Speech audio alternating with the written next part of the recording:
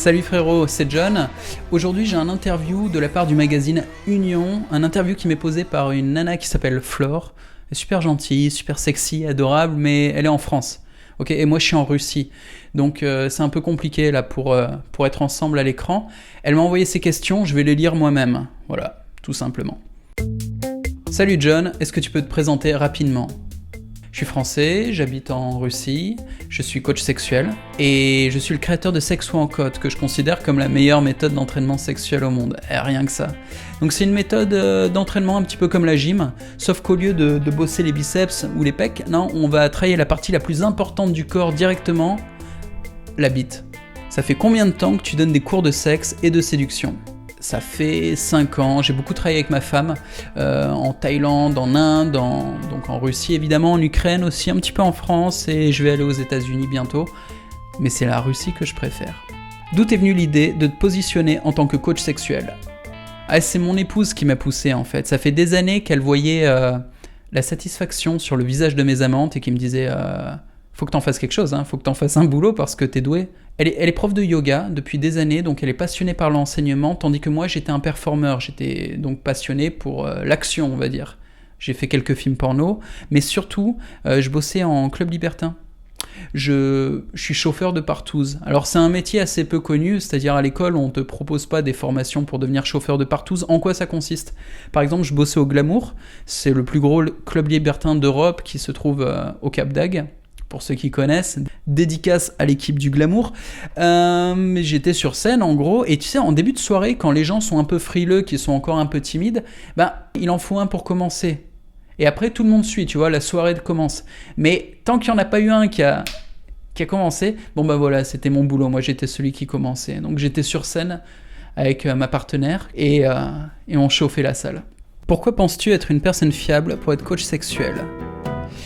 Je suis dans une position assez unique. En fait, j'ai étudié le sexe pendant à peu près 15 ans, à la fois dans le côté physique, en étant acteur porno, donc là c'est l'aspect technique, la mécanique des corps. En gros, les positions, c'est de l'anatomie articulaire, et puis la préparation physique comme des sportifs. Il faut une préparation spécifique en fait pour contrôler l'érection, bandé sur commande, tu vois, ça se prépare. Et le contrôle éjaculatoire, t'apprends à contrôler, il y a des techniques, c'est pas magique, c'est pas le mec qui est né pour faire du porno, non, ça s'apprend. Et en même temps, j'ai appris en Asie, en Inde, en Thaïlande notamment, avec des techniques de management énergétique. Ça paraît un peu sorcier dit comme ça, mais en fait tout ça, c'est juste du management des sensations. C'est-à-dire on peut disperser le plaisir dans l'ensemble du corps, et avec le plaisir dispersé, on peut le contrôler. C'est-à-dire, par exemple, ne pas éjaculer, ou avoir plus de plaisir, ou avoir plusieurs orgasmes, avoir un orgasme sans éjaculer. Quelles sont les 3 plus grandes erreurs masculines en matière de séduction et au lit ? L'erreur numéro 1, c'est la drague. C'est croire qu'en parlant à une fille, en la baratinant, on va l'amener dans son lit. Alors qu'en fait, quand on baratine une fille, le mieux qu'on puisse faire, c'est lui baiser le cerveau. Erreur numéro 2, faire l'amour après le repas. Putain, on mange toujours après le sexe. Donc il faut faire l'amour et après tu bouffes un coup. Ouais. Erreur numéro 3, fonctionner dans un état d'urgence, comme si on était en crise. Que ce soit dans le business, dans la vie en général, dans le sport, même dans les cures d'amincissement, n'importe quoi en fait. L'urgence fait qu'on dépense beaucoup d'énergie pour des résultats très faibles. Et dans la drague, dans la séduction, il y a beaucoup de mecs qui réagissent dans un état d'urgence. Genre, là, il me faut une meuf parce que je suis en manque. Ça marche pas comme ça. Et les filles, elles font des erreurs aussi ? Ah, et bien sûr, beaucoup. La principale erreur pour une fille, c'est de se fermer. C'est-à-dire refuser qu'un homme se comporte bien avec elle. Refuser les attentions d'un gentleman.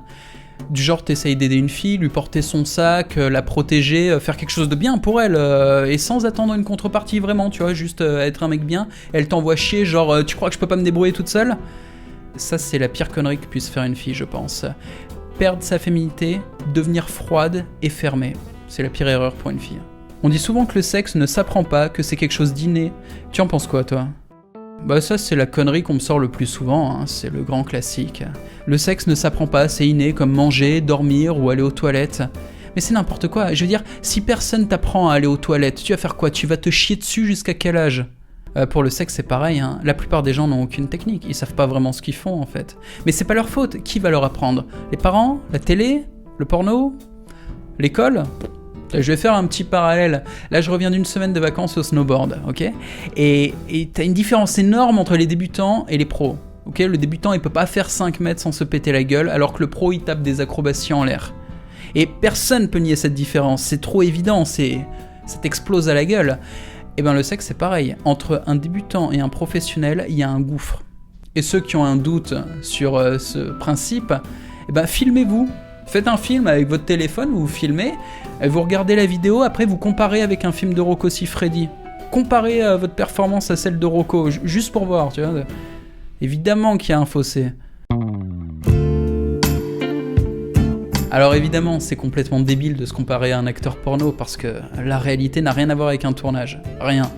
Mais par contre, c'est passionnant d'apprendre à gérer sa vie sexuelle. Pour développer de nouvelles techniques, pour augmenter sa satisfaction ou booster sa puissance sexuelle. Alors j'ai créé toute une collection de vidéos, de démonstrations sexuelles avec explications détaillées, le genre de bibliothèque pour apprendre de A à Z quoi faire avec une nana.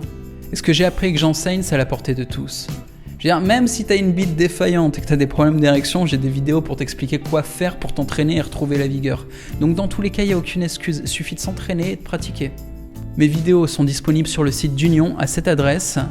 Et j'en profite pour faire une grosse dédicace au site Union parce qu'à l'époque du collège ou du lycée, je sais plus, avec les potes dans le bus, on se faisait tourner les magazines de cul et je me souviens très bien qu'on avait le magazine Union, on se branlait en regardant les pubs à la fin et on se demandait ce que c'était ces annonces, s'il y avait moyen, tu vois, en appelant qu'on rencontre une nana. Enfin bref, ça nous a fait rêver pendant toute notre jeunesse. Donc, boum, grosse dédicace au site Union. Bis les gars, salut.